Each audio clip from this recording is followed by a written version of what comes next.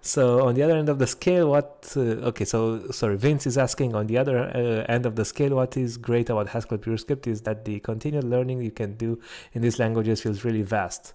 Yeah, I mean it's once you've bought into the FP world, right? You can like there's so like I think it's so vast that you can't even follow it unless you do it as a full-time job, right? Like there's so many like research areas and people going into lenses and writing a lot of papers about lenses, and even that is like its own field or almost, right? Right. Right. Yeah. It's I find that for myself anyway, I don't learn that way. So I'll not go into like the far corners of FP stuff. What I'll have is I'll have a specific problem, and then I'll find what kind of theory could I apply to this. What theory have people applied to this before, and then I'll try to follow what they've done. And that might lead me into the far corners of FP stuff, but I usually don't just go in there without a use case. okay. So you need to have some pain, some example, some idea, something that takes you there, not just. Right. For example, right now one of the problems I'm trying to figure out is like error correcting parsers, like parser with error recovery or something. And there's lots of research on this, and there's also lots of research on this in Haskell or FP-like languages. And so, so that's when I get and read about all that kind of stuff. Okay. So actually, I think I wanted to ask you something else about, like, we talked about, okay, will Haskell or Purescript reach mainstream, and said, nah, probably not, right?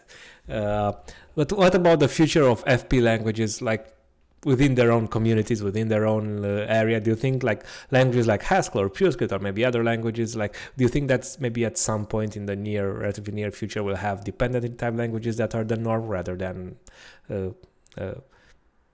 I mean, I think that would be super interesting. I can't really tell because I have not really programmed in a dependently typed language much.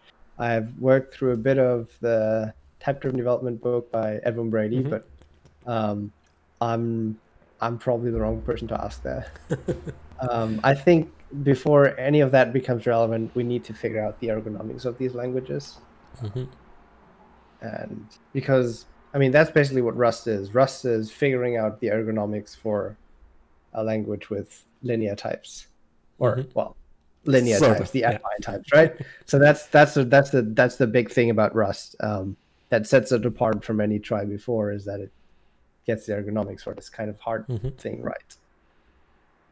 And then, the other really important factor is the Rust community and how they decided to interact with one another, which is also a thing I think we are doing pretty well in Purescript, but we need to continuously work on that and keep improving on it, because, for example, I don't think the way the Haskell community interacts with each other is particularly great. And I don't really consider myself a part of that community. I think I agree with that. I think I've always felt more at home on in the Purescript community.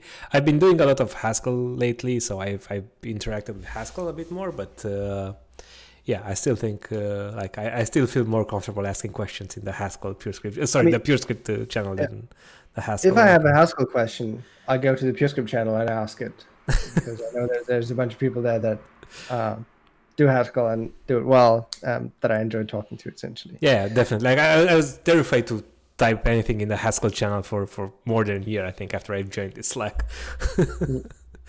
I mean, I'm not terrified that they're going to throw something super complicated at me, right? What I'm just not looking forward to the kind of heckling that's going to go on. And exactly. No, it wasn't because I was like, it was more of a like community kind of thing than.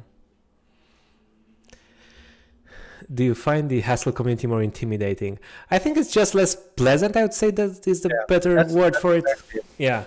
It's like, okay, there's a lot of people I really enjoy interacting with, and some of those people already have been were invited on my stream. Like I had Chris Spanner, who's a lovely person. Sandy McGuire is also very, very nice, and I had a lot of fun talking with him. Like Assad Macedu on Slack. There's a lot of very, very nice people who I really love talking with, and of course I don't want to enumerate everybody. Of course, there's a lot of other very, very nice people, but there's also a few vocal, like probably a vocal minority, I would say. I don't think they're the majority. I think it's still a vocal minority, but it's a pretty vocal one. So sometimes it gets frustrating, annoying, or like you just don't want to deal with it more than anything, right? You're just like, Purescript is more like a safe space, and I'd rather just stay there, right? Where this minority seems to like either doesn't exist, or they're quiet, or doesn't exist, or if somebody steps over the line, then there's so many people that just step in and say, okay, that's not cool, please don't do that, and so on. Yeah, right? that's an important bit. That's the thing that doesn't happen in Haskell. Is that, I mean, it might be a vocal minority, but it's a vocal minority that's not kept in check. Exactly. Yeah. Yeah. Right. So maybe we can, because I've already kept you for almost 2 hours, and I know it's a bit late, and you usually don't you didn't want to be loud for very long. So maybe let's finish it off with something more relaxed, right? So what are the things you do other than FP, right? Let's get to know Christoph a bit more. Of course, that you are comfortable sharing on stream, right? Obviously. So I mean, I play a fair bit of video games. Got a bunch of friends that I play with that I know back from school, and we play all kinds of games. Right now, it's lots of Valorant. Occasionally, some Heroes of the Storm. I've been doing a fair amount of, most of the last few months I've mostly spent on buying a house, which takes up a lot of time. There's lots of stuff to organize there. Other than that, I spend lots of time. I don't spend lots of time programming in my free time anymore, but I read a lot about programming, and whenever I find something that I kind of want to try, I do end up programming, but it's gotten a lot less. I read about programming a lot more.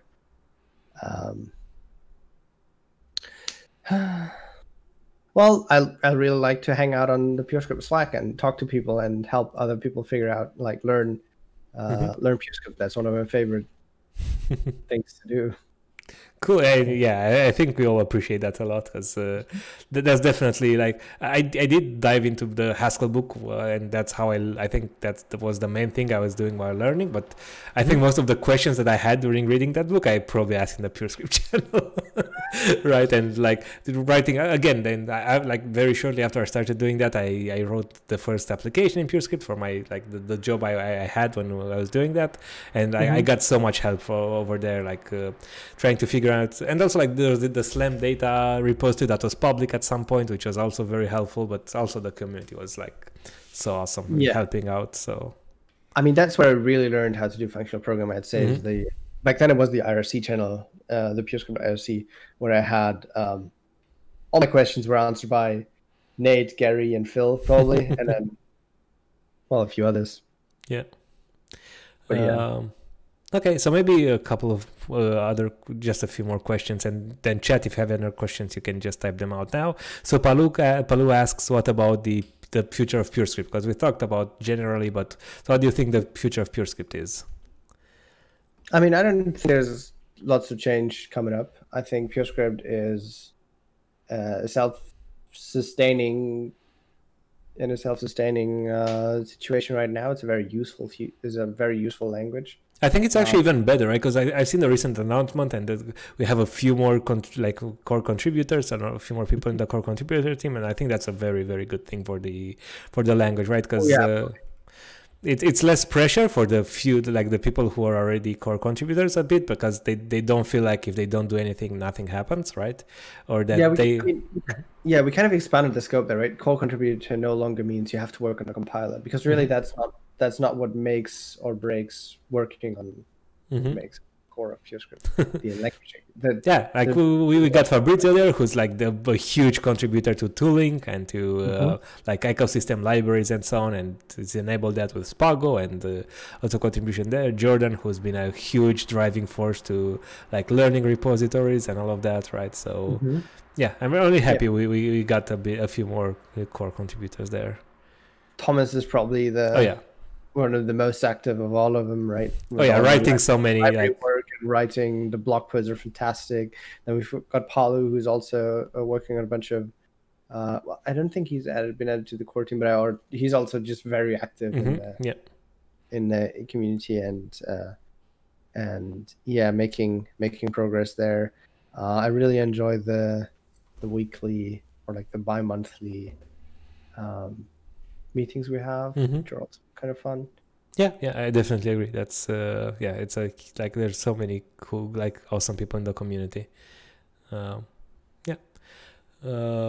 was I going to add? Well, actually, right. So, but like, is there a like clear plan for 1.0, or at least some vague plan, or are people not too worried about that? It's just like It's just you have to figure out what you want 1.0 to mean, because there's lots of people that want 1.0, but all of them want different things from it. So Purescript is probably not going to be a language where we say, okay, we're not going to make a breaking change anymore. Oh yeah. Right. And so if you want 1.0 to mean we're not going to make a breaking change to the language anymore, that's probably not going to happen.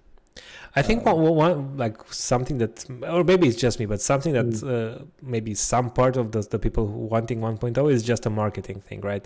Because it's sometimes it's hard to bring Purescript into a company where you say, okay, we're going to use version 0 point something of a language, right?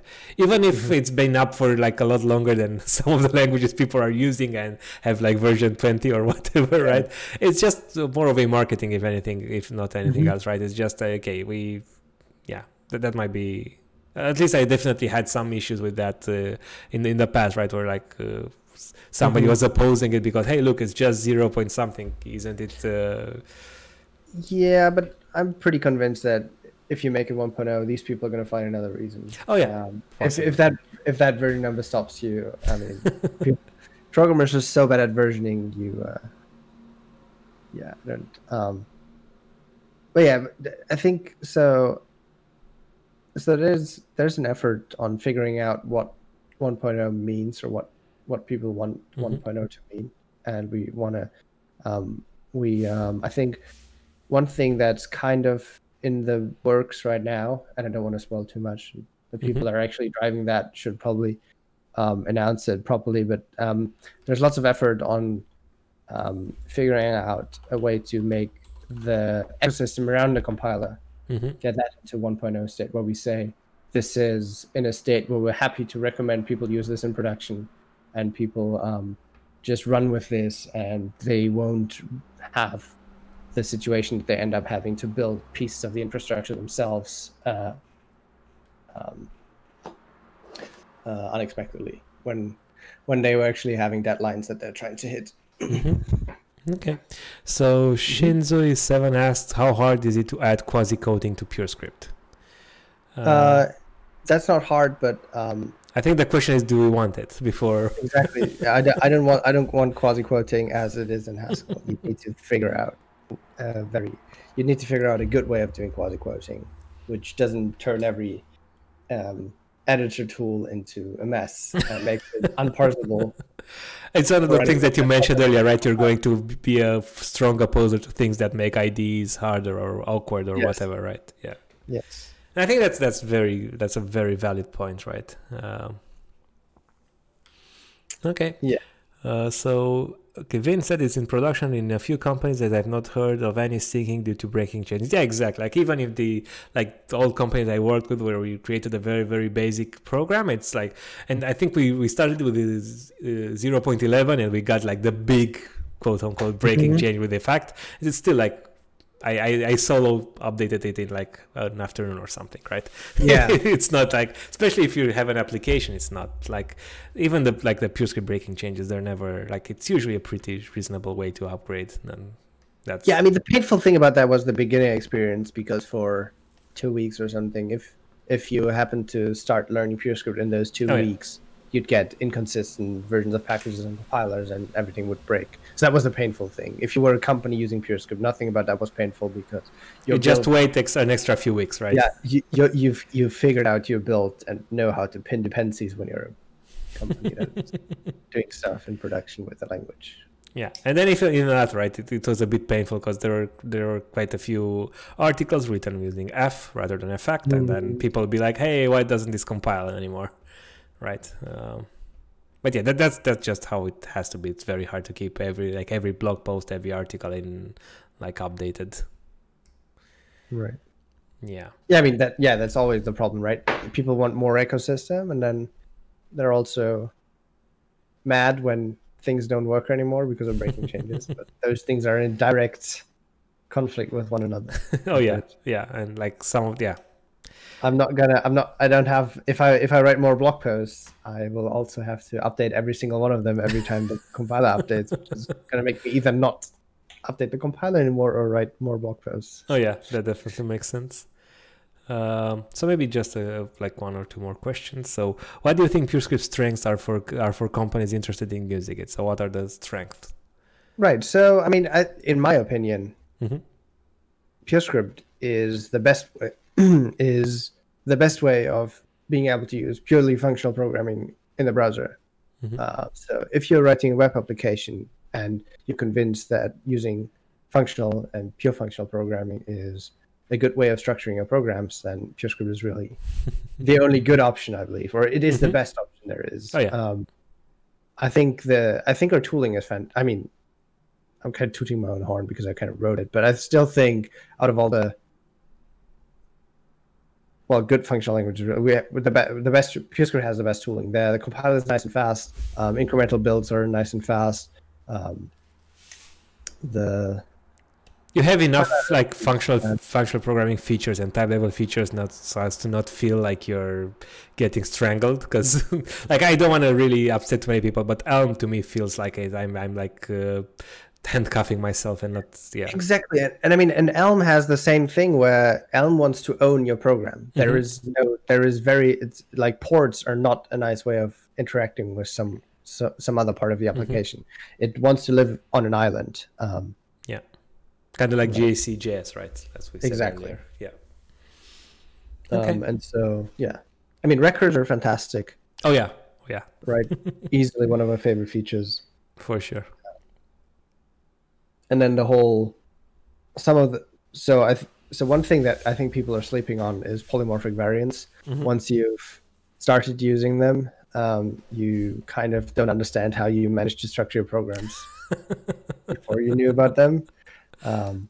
Whenever I need to write an error sum these days, that instantly becomes a polymorphic variant. I never bother with an actual ADT for that because errors will always grow and you want to mix and match them. And so, And not only that, but you sometimes want to remove some of the things from a polymorphic variant and then say that this function only gets a subset of errors or only handles or only can only throw a subset of those errors, and having subtyping on variants is something that's absolutely super good. I always thought that I don't really feel like I need subtyping more than on records, right? Rows, records and variants. That's all you need, right? Yeah, I mean, you don't have subtyping on a Purescript, but you have row polymer, unification, right? On extends for records, which kind of works that way, right? In a way, right? You can when you do for rows there, kind of it's a similar concept at least. But with good inference, that's the main difference. Yeah, that's a good point. Yeah. Okay, so let's see. I think this is the last question. So how do you implement something like GraphQL if you care about compile time checking without quasi-coding? So this is the follow-up for the earlier question. Right. Well, I think I'm not an expert on GraphQL, and so I think that's probably a question for the forum. It's also kind of dense for the last question, I think. Oh yeah. So I mean, Purescript is a language with such a wealth of abstraction facilities that it's probably going to be easier to do it in Purescript than in any other type language you've been programming in it. So. Yeah, I mean, like for example, you could do like people do with SQL, right? You could just write a DSL for it. And using records and record polymorphism and variant polymorphism and so on, you can probably get a lot of the way there and probably have I've seen the SQL libraries. I don't even remember what the name of the one that I last checked in Purescript, but it looked it looked better than the ones in Haskell with arguably less type level features, but just because we have records, there's so much we can do with those that it's insane how nice and simple the APA turns out, or the DSL turns out to be as compared to Haskell, where you end up needing type families and a lot of tricks to waltz around not having good record types or generics products and sums. I mean, another thing I think is that Purescript doesn't have to solve every problem there is. It's also fine if it's just as good as JavaScript at doing GraphQL, and then it's better at all the other things or something, right? Oh yeah, especially if that means that getting good at that means adding a language feature that's awkward, right? For everything else, right? Or for adding meta programming so we can be good at GraphQL is not. Yeah, probably not a priority. It's not something I think is a good trade-off. Yeah. So that's probably my answer to that. I mean, there are people that are trying to figure this out and make this good, make GraphQL and Purescript work nicely. But yeah, I mean, I definitely say that a DSL is probably a good middle ground, which has been used for a lot of other things. The only reason I care about it is I get spoiled by ReasonML, but I would love to move to PS. Well, again, okay, so I mean, ReasonML, okay, so maybe there's a way to do GraphQL well in ReasonML. ReasonML is basically just OCaml in terms of feature set. There's 20 things I love about Purescript that I'm spoiled in Purescript about that I don't get in ReasonML. Yep, fair enough. Okay, so I think that's it. So, well, do you have anything you want to shout out? Any we have your Twitter and GitHub on have had them on stream, but do you have anything else you want to shout out, or any project, anything basically? If there's anyone that wants to learn Purescript or wants to get into it, I just want them to join the Slack FP, say hi, and then we can figure things out together. That's really my main ask, that people don't try to bang their head against the wall in solitude. Yes, that's really my main thing. Cool. Well, actually, I'll remember that, and I'll remember adding that to my, because I've been trying to do, maybe I did one YouTube video where I tried to do some basic, hey, this is how you get started with the IDE, and this is what you should read, and I'll try to remember adding this line to all of my videos just in case people don't know, because I totally agree with that. People getting frustrated in their own house by when they're all in front of their desk, not knowing how to and sometimes just they need a 1 minute answer for somebody. Hey, you're missing a do there, or you're missing a space there. Sometimes you can spend hours and days on a very silly, simple thing. Yeah, and sometimes you also just need to talk to someone and explain your problem to yourself, and then you're fine. Yeah. Okay. Cool. Well, yeah. Thank you very much for joining. It's been really fun chatting with you, and yeah, maybe we do this some other time. Yeah, thanks for inviting. This was fun. This was great. Okay. Well, thanks for all the questions. Yeah, looking forward for your streams actually, because you used to do some streams on I think you did on YouTube, and I think even did Twitch at some point. So hopefully you'll start doing, or at least do once in a while, because they're fun to watch. Yeah, I've been thinking about doing one. I'm kind of trying to figure out what I want to stream about. Yeah. Okay. Cool. Well, again, thank you very much for joining, and yeah, I'll see you soon. Bye bye. Bye bye.